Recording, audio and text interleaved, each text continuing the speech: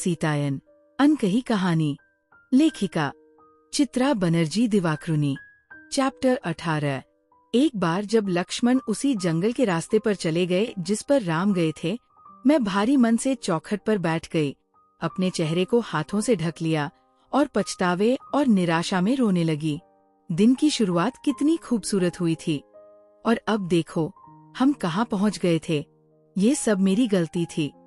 मैंने उस हिरन को इतनी शिद्दत से क्यों चाहा? पीछे मुड़कर सोचने पर भी मैं इसे समझ नहीं पा रही थी। ये जैसे कोई बुखार था, एक अजीब सी चाह जिसने मुझे जकड़ लिया था, मानो मैं किसी जादू के प्रभाव में थी। हालांकि मुझे लक्ष्मण को राम की मदद के लिए भेजने का अफसोस नहीं था, लेकिन मैं उनके साथ इस्तेमाल किए गए क्रूर तरीकों को याद कर सिहर उठती थी।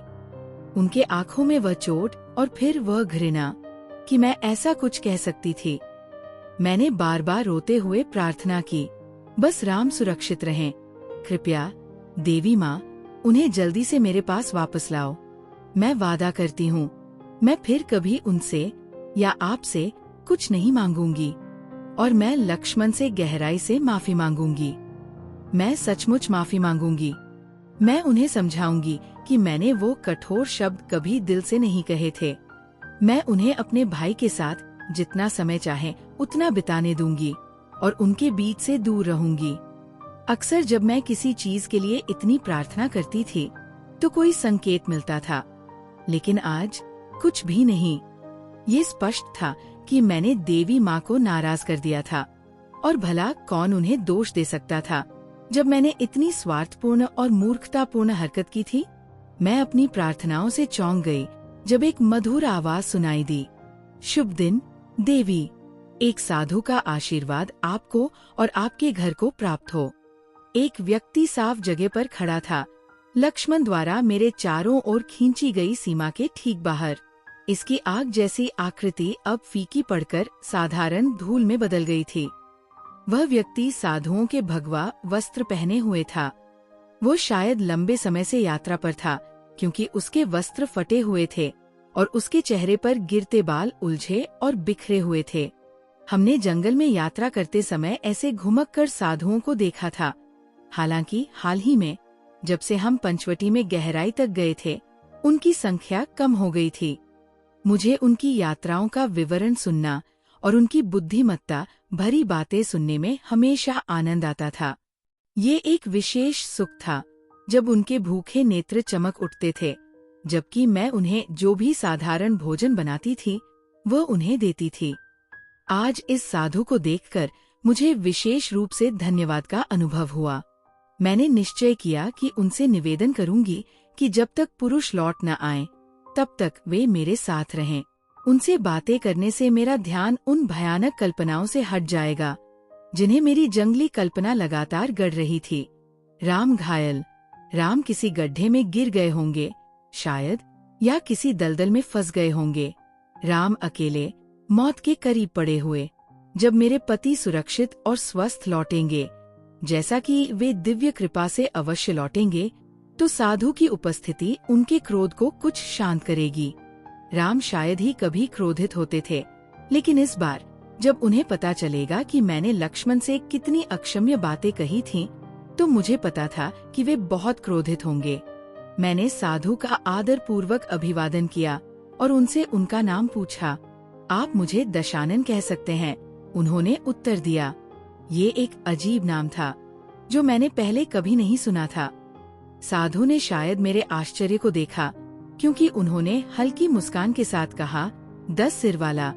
ये उन कई कमजोरियों को संदर्भित करता है जो मुझे आध्यात्मिक मार्ग पर लड़खड़ाने को मजबूर करती है। लेकिन मेरे बारे में बहुत कुछ हो गया। आप कौन हैं, देवी, और इस खतरनाक जंगल में अकेली क्यों हैं? बात करना चिंता से राहत पाने का एक स्वागत योग्य अवसर था, इसलिए मैंने उन्हें अपना नाम बताया और ये भी बताया कि मुझे मिथिला की धरती से पाया गया था, जिससे कोई वास्तव में ये नहीं जानता था कि मैं कहाँ से आई थी। और ये भी बताया कि राम ने शिव के महान धनुष को उठाकर और उसे डोरी में पिरोकर मुझसे विवाह किया। सीता, उन्होंने कहा, सीता। उन्होंने मेरा नाम धीरे धीरे ध्यानपूर्वक उच्चारित किया। मुझे लगा कि उनकी आंखों में एक चमक थी, लेकिन मैं शायद गलत थी, क्योंकि जब उन्होंने मेरी ओर देखा तो उनकी आंखों की पुतलियां वृद्ध, धुंधली और मोतियाबिंद से ढकी हुई थी। आपकी शादी की कहानी अद्भुत है। इस सृष्टि में कितने आश्चर्य हैं। मुझे आपकी यात्राओं के बारे में और बताइए। ये वही प्रोत्साहन था जिसकी मुझे जरूरत थी। मैंने उन्हें अपने प्रिय राम के बारे में विस्तार से बताया और उनके वफादार भाई लक्ष्मण के बारे में भी। मैंने कैकेयी और उन वरदानों का जिक्र किया जिन्हें वह मांगने में सफल रही थी, क्योंकि रघुवंश के पुरुष कभी अपनी प्रतिज्ञा से पीछे नहीं हटते थे। मैंने हमारे 13 वर्षों की कठिन भटकन का वर्णन किया और उनके सहानुभूतिपूर्ण शब्दों और प्रशंसा को सुना, क्योंकि उन्होंने सोचा था कि मैंने एक अच्छी पत्नी की तरह बहुत कुछ सहा। अंत में मैंने उन्हें सोने के हिरन के बारे में बताया और थोड़ी झिझक के साथ स्वीकार किया कि मैंने अपने पति से झगड़ा किया और उन्हें उसे पकड़ने के लिए मजबूर किया। मैंने ये भी आशंका जताई कि वो शायद एक दुष्ट राक्षस हो सकता है। ये संभव है, ऋषि ने कहा, और उनके चेहरे पर दुख जैसा एक अजीब भाव उभर आया। यदि ऐसा है तो ये आपके पति को जंगल में दूर ले गया होगा, क्योंकि राक्षस बहुत चतुर प्राणी होते हैं। ये दुर्भाग्यपूर्ण है, क्योंकि मैं आपके प्रसिद्ध पति से मिलना चाहता था, एक वीर योद्धा जो हर जगह दुष्ट राक्षसों के लिए आतंक का प्रतीक है। लेकिन मैं अब और देरी नहीं कर सकता। यहाँ से थोड़ी दूरी पर एक पवित्र गुफा है और मुझे सूर्यास्त से पहले वहाँ पहुँचना है। कृपया हमारे बरामदे की छाया में कुछ देर विश्राम करें, मैंने अनुरोध किया। राम और लक्ष्मण जल्द ही लौट आएंगे। लक्ष्मण आपको ताजे फल लाएंगे। राम आपके पैर धोने के लिए पानी लाएंगे। मैं नदी के किनारे उगने वाले जंगली चावल इकट्ठा करूंगी और उसे आपके लिए सब्जियों के साथ पका दूंगी। मैं जल्दी पकाने वाली हूँ। आपके गुफा पहुँचने के लिए अभी भी बहुत समय रहेगा। लेकिन साधु ने सिर हिला दिया। मेरे संन्यास के व्रत मुझे इसकी अनुमति नहीं देते। मैंने पहले ही आपके साथ एक महिला और गृहस्थ के रूप में बहुत समय बिताया है और मुझे डर है कि इससे मेरी तपस्या का पुण्य घट गया है। मुझे गृहस्थ के घर की छाया पर भी पैर रखने की अनुमति नहीं है। उसके बरामदे पर आराम करने की तो बात ही छोड़ दीजिए। यदि आप मुझे भिक्षा देना चाहती हैं, तो आप इसे अभी दे सकती है, लेकिन मैं इसे केवल वहीं से स्वीकार कर सकता हूँ जहाँ मैं खड़ा हूँ। ये बहुत अपमानजनक होता यदि एक पवित्र व्यक्ति हमारे घर से, चाहे वो अस्थायी ही क्यों न हो, खाली हाथ चला जाता। मैं अंदर भागी और अपनी साड़ी के पल्लू में जो भी भोजन था इकट्ठा किया। दुर्भाग्यवश सिर्फ कुछ फल। लेकिन जब मैं बाहर आई तो मुझे एहसास हुआ कि साधु इतनी दूर खड़ा है कि मैं लक्ष्मण द्वारा बनाई गई सीमा रेखा को पार किए बिना उसे नहीं दे सकती। मुझे ये विश्वास नहीं था कि रेखा के भीतर रहना मुझे सभी खतरों से बचा लेगा। लेकिन लक्ष्मण से इतनी कठोर बातें कहने के बाद मैं उनकी आज्ञा को अनदेखा कर उन्हें और नाराज नहीं करना चाहती थी। कृपया थोड़ा पास आ जाइए, ऋषि, मैंने थोड़ा झिझकते हुए कहा और रेखा की ओर इशारा किया। मुझे इसे पार करने की अनुमति नहीं है। जैसे ही मैंने ये कहा, मुझे ये बात कहने में बेवकूफी महसूस हुई। साधु तमतमा गए। मैंने देखा, ग्रीष्म के दिन की गर्म हवा की तरह उनके गुस्से की लहरें ऊपर उठ रही थी।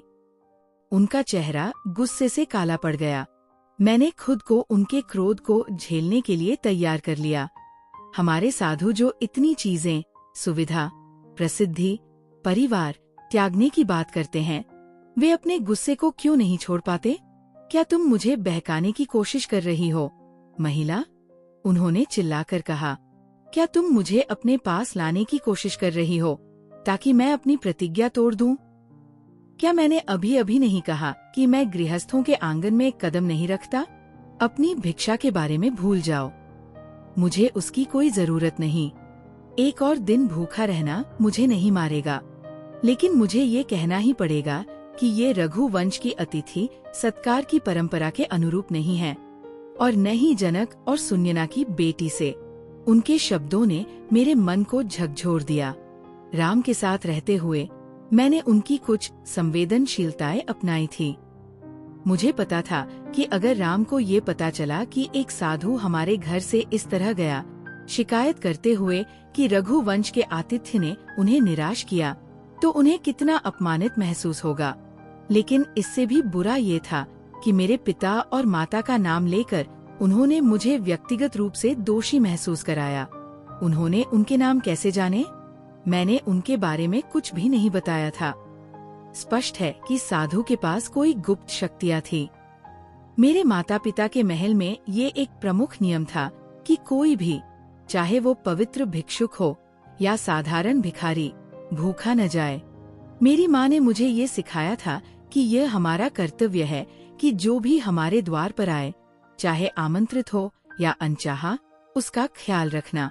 उस कर्तव्य में असफल होकर क्या मैं हमारे ऊपर एक और अशुभ भाग्य ला सकती हूँ? पवित्र पुरुषों के पास अक्सर विचित्र सिद्धियां होती है। क्या उनकी बुरी इच्छाएं हमारी सुरक्षित अयोध्या वापसी और राम के लंबे समय से प्रतीक्षित राज्याभिषेक में बाधा डाल सकती हैं? मैं अपने दो विकल्पों के बीच झूल रही थी। लक्ष्मण से किया हुआ अपना अव्यवहारिक वादा तोड़ना या अपने मेहमान, जो एक पवित्र व्यक्ति भी थे, के प्रति अपने कर्तव्य में असफल होना। कौन सा अधिक बुरा था? राम क्या चाहते कि मैं क्या करूं? इस क्षण मेरे मन में जो चेहरा उभरा वह विचित्र रूप से मेरे ससुर का था। पहली बार मैंने राजा दशरथ के प्रति गहरी सहानुभूति महसूस की और उन विकल्पों के प्रति जो उनसे कहीं अधिक कठिन थे और प्रेम के बंधनों से और भी जटिल हो गए थे। अपनी पसंदीदा पत्नी से किया वादा तोड़ना या अपने सबसे प्यारे बेटे को अन्यायपूर्ण तरीके से निर्वासित करना। कोई भी उत्तर आसान नहीं होता। दशरथ की आवाज मेरे सिर में गूंज रही थी, विशेष रूप से तब जब हम उसी को प्रसन्न करना चाहते हैं जिसे हम प्यार करते हैं। वही प्रेम हमारी आंखों पर पर्दा डाल देता है और हमें ये देखने नहीं देता कि हमारे सामने क्या सही है। बहस करने का और समय नहीं था। साधु उसी झाड़ी की ओर बढ़ गया था जहाँ से, जो अब एक जीवन काल पहले की बात लगती थी, सोने का हिरन गायब हो गया था। रुकिए ऋषि, मैंने पुकारा, मैं आ रही हूँ। जैसे ही मैंने लक्ष्मण रेखा पार की, मुझे महसूस हुआ कि मैंने एक बहुत बड़ी गलती कर दी है। ये केवल उस दर्द के कारण नहीं था जो मेरे शरीर में छा गया था, जैसे कि एक साथ 1000 कांटे चुभ गए हों। ये उस ऋषि के कारण भी था।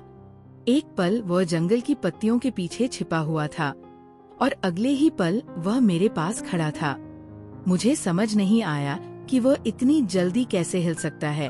असल में मैंने उसे हिलते हुए देखा ही नहीं। उसने मेरी बाह को एक गर्म लोहे की पकड़ से पकड़ा और उसे इस तरह से मरोड़ा कि दर्द की एक लहर मेरी गर्दन तक आग की तरह फैल गई। उसका चेहरा बदल चुका था। दुबले पतले तपस्वी के भाव अब एक सुंदर, गर्वित और विजयी मुखाकृति में बदल गए थे। उसके सिर पर एक मुकुट था। सोने से बने वस्त्र उसे ढके हुए थे और उसके कानों और बाहों में जड़े रत्न चकाचौंध कर रहे थे। जैसे ही मैंने उसे भयभीत अविश्वास से घूरा, मुझे समझ में आ गया कि अब तक जो कुछ मैंने देखा था वो सब एक मायाजाल था, राक्षसी माया। लेकिन वह कहाँ से आया था? राम और लक्ष्मण तो सुनिश्चित थे कि उन्होंने पंचवटी के जंगल में सभी राक्षसों का वध कर दिया था। क्या मैं तुम्हारी नाक और कान काट दूं, जैसे तुम्हारे पति और उसके भाई ने मेरी बहन के साथ किया? उसने पूछा। या मैं तुम्हें प्रताड़ित करके मार दूं और तुम्हारे क्षतविक्षत शरीर को उनके सामने छोड़ दूं, जैसे मैंने अपने भाइयों के शव देखे?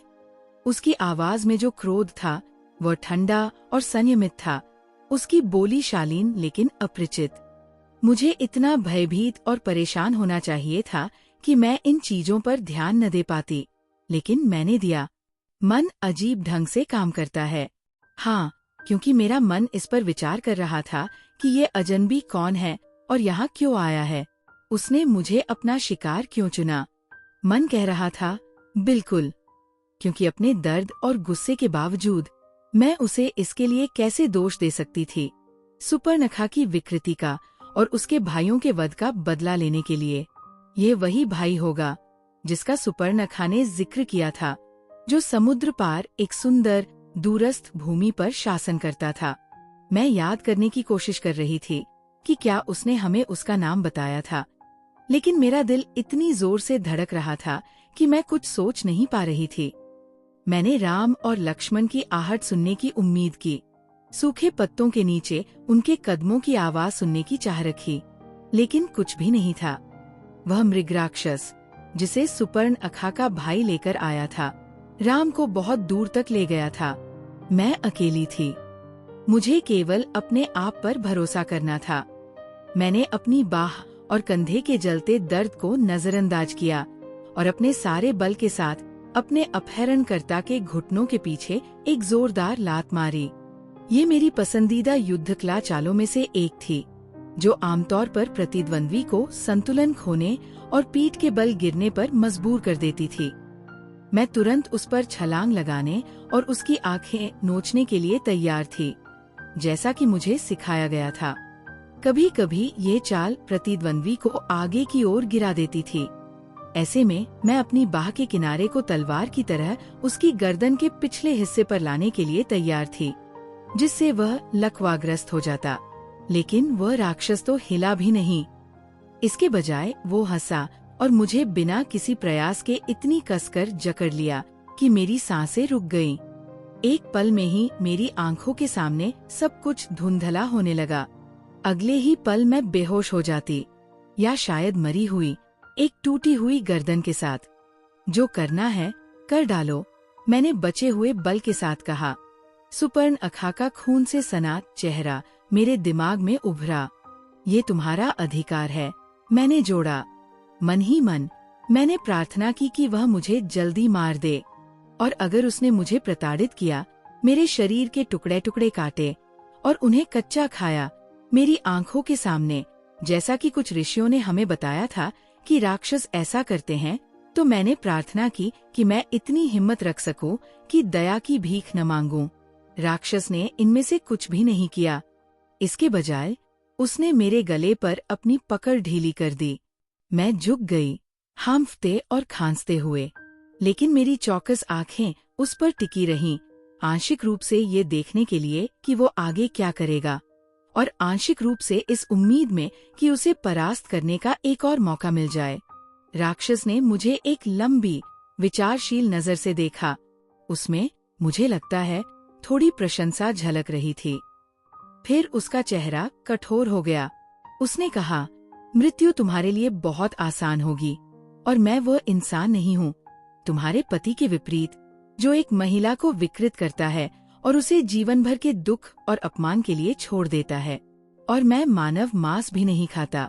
अधिकांश असुर ऐसा नहीं करते। मुझे यकीन है ऋषियों ने तुम्हें ये नहीं बताया होगा।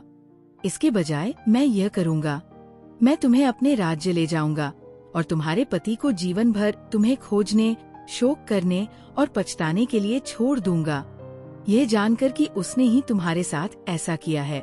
कैद हो जाना, सालों तक, शायद पूरी जिंदगी, किसी दूरस्थ राक्षस राज्य में गुलामी में बिताना, ये जानते हुए कि मेरा प्यारा पति मुझे ढूंढने के लिए हर जगह पागलपन की हद तक खोज कर रहा होगा, क्योंकि राम ऐसे ही इंसान थे, कभी हार न मानने वाले।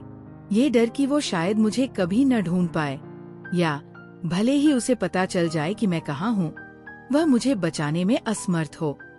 वह कैसे कर पाएगा? सिर्फ लक्ष्मण की मदद से, भले ही वह दुनिया का सबसे अच्छा योद्धा हो। मैंने उन्हें जंगल में व्यर्थ खोजते हुए, कभी अयोध्या वापस न लौटते हुए कल्पना की, क्योंकि वे कैसे लौट सकते थे, ये स्वीकार करते हुए कि उन्होंने मुझे अपहरण होने दिया। दुख ने मुझे इतनी तीव्रता से मारा कि मेरे लिए स्वयं के डर से अधिक पीड़ा हो गई। सचमुच, ये एक त्वरित मृत्यु से कहीं अधिक भयानक सजा थी। मैंने संघर्ष किया, उन नाजुक चालों को भूलकर जो मुझे सिखाई गई थी। मैंने राक्षस को लात मारी, नाखूनों से खरोंचा और काटा, और बीच बीच में मैं मदद के लिए चिल्लाई। अब मुझे पता था कि मैं उसे हरा नहीं सकती, लेकिन मैं उसे तब तक रोकने की उम्मीद कर रही थी जब तक राम वापस नहीं आ जाते। मेरे नाखूनों ने उसकी गहरी, चिकनी त्वचा पर खरोंच पैदा की और मेरे दांतों ने खून निकाल दिया। यहाँ तक कि एक राक्षस के लिए ये दर्दनाक होना चाहिए। लेकिन वह केवल भेड़िए जैसी मुस्कान के साथ मुस्कुराया। मैं देख सकती थी कि वह मेरी व्यर्थ कोशिशों का आनंद ले रहा था और सीटी बजाई। ये एक उच्च जंगली ध्वनि थी और इसके जवाब में आकाश से कुछ नीचे आया, एक विशाल चमकता हुआ पक्षी जैसा। नहीं, ये एक रथ था, जैसा मैंने कभी देखा या कल्पना भी नहीं किया था। विशाल और चांदी जैसा, ध्वनियों से गूंजता हुआ, धातु के पंख और फूलों की आकृति के गियर के साथ। मैं इतनी चकित हो गई कि खुले मुंह से घूरने लगी। तुम अपने होंठ बंद करना चाह सकती हो, राक्षस ने दयालुता से कहा। कोई कीड़ा अंदर चला जा सकता है। मैंने अपने जबड़े बंद कर लिए और उसे गुस्से से घूरा। ये पुष्पक है, राक्षस ने गर्व से कहा, दुनिया का सबसे अच्छा उड़ने वाला रथ। मैंने इसे अपने सौतेले भाई कुबेर से छीन लिया, क्योंकि उसे लगता था कि वो असुरों से बहुत बेहतर है। मुझे लगता है इसे मेरे साथ रहना ज्यादा अच्छा लगता है ना, पुष्पक? मशीन से गुनगुनाने की आवाज आई। चलो अब, राक्षस ने कहा, बात करने का समय बाद में भी होगा। हमें बहुत दूर जाना है और मैं रात के खाने से पहले अपने महल में लौटना चाहता हूँ। मैं वास्तव में भूखा हूँ। ये हिस्सा मैंने सच कहा था। मैंने फिर से पूरी ताकत से संघर्ष किया, लेकिन उसने मुझे बिना किसी संकोच के बीच से पकड़ लिया और अपने कंधे पर फेंक दिया। मैंने उसकी पीठ पर नाखूनों से हमला किया, मदद के लिए चिल्लाई, लेकिन केवल मेरी प्रतिध्वनि ने उत्तर दिया। अपना असली नाम बताओ, कायर, मैंने गुस्से से चिल्लाते हुए कहा, जब उसने मुझे रथ में खींचा। कायर नहीं, राक्षस ने जवाब दिया, सिर्फ एक रणनीतिकार जो न्याय के लिए प्रतिबद्ध है। तुम्हारा पति पहले ही मेरे इतने कुटुंबियों को मार चुका है। ये सही नहीं होगा कि मैं और अधिक को खतरे में डालूं। और एक आदमी जिसने एक महिला को प्रेम पाने के अवसर से वंचित किया हो, उसके लिए इससे बड़ी सजा क्या हो सकती है कि उसे पता चले कि जिस महिला से वह प्रेम करता है वह एक असुर राजा के महल में कैद है। जहाँ तक मेरे नाम की बात है, राक्षस ने चुनौतीपूर्ण स्वर में कहा, मैं रावण हूँ, लंका का राजा। राम को वहाँ आकर तुम्हें बचाने दो, अगर वह इसे ढूंढ भी सके। रावण। मेरे मस्तिष्क में एक झटका सा महसूस हुआ। वही असुर राजा जो मिथिला आया था। ऐसा लगा जैसे वह घटना किसी पिछले जन्म की बात हो। उसका चेहरा अब अलग था। उसकी सुंदरता पर भारीपन छा गया था। होठों के आसपास कठोर रेखाएं थीं और आंखों में थकान झलक रही थी। यदि उसने अपना नाम न बताया होता तो मैं कभी नहीं पहचान पाती कि वही राजा है जिसने कभी स्वर्णिम आभा में लिपटे हुए आत्मविश्वास के साथ दरबार में प्रवेश किया था। जब वह उस जादुई धनुष को उठाने में असफल रहा जो मेरा विवाह मूल्य था, तो वह कितना क्रोधित हुआ था। मेरे माता पिता कितने भयभीत थे कि वह कोई हंगामा न कर दे, लेकिन शिव के प्रति अपने प्रेम के कारण उसने अपने आप को नियंत्रित किया और शांतिपूर्वक चला गया। कल की ही तरह मुझे याद आया, जब हमारी आंखें पल भर के लिए मिली थीं, तो मुझे एक अजीब सी पहचान का एहसास हुआ था। एक अजीब नजदीकी, जैसे किसी अन्य लोक का बंधन। शायद यदि मैं फिर से वही भावना महसूस कर पाती, तो मैं उसके अच्छे पक्ष को संबोधित कर पाती। शायद वह मेरी बात सुनता। मैंने खुद को मजबूर किया कि रावण की आंखों में देखूं, उस रहस्यमय निकटता को फिर से अनुभव करने की कोशिश करूं। लेकिन इस बार कोई पहचान का एहसास नहीं हुआ, कोई दूसरी दुनिया में बह जाने का अनुभव नहीं हुआ। ये ऐसा था जैसे किसी अपारदर्शी जलाशय में देखना, जिसमें गिरने पर वो आपको डुबो देने की गहराई में खींच ले। यदि रावण ने मेरी घूरती हुई नजरों को देखा भी, तो उसने इसका कोई संकेत नहीं दिया। उसने एक शब्द फुसफुसाया। उसकी आवाज में स्नेह था और रथ ने उत्तर में गूंजकर प्रतिक्रिया दी। हम हवा में इतनी तेजी से ऊपर उठे जितना मैंने कभी कल्पना भी नहीं की थी। नीचे मेरा झोपड़ा और उसके चारों ओर का खुला स्थान एक बिंदु में सिमट गया। फिर जंगल ने उसे निगल लिया। जंगल भी सिकुड़कर एक चादर जैसा हो गया, जिसमें चोटीदार पहाड़ियाँ थी। उसमें यहाँ वहाँ नदियाँ चमक रही थी, जैसे पतले चांदी के धागे।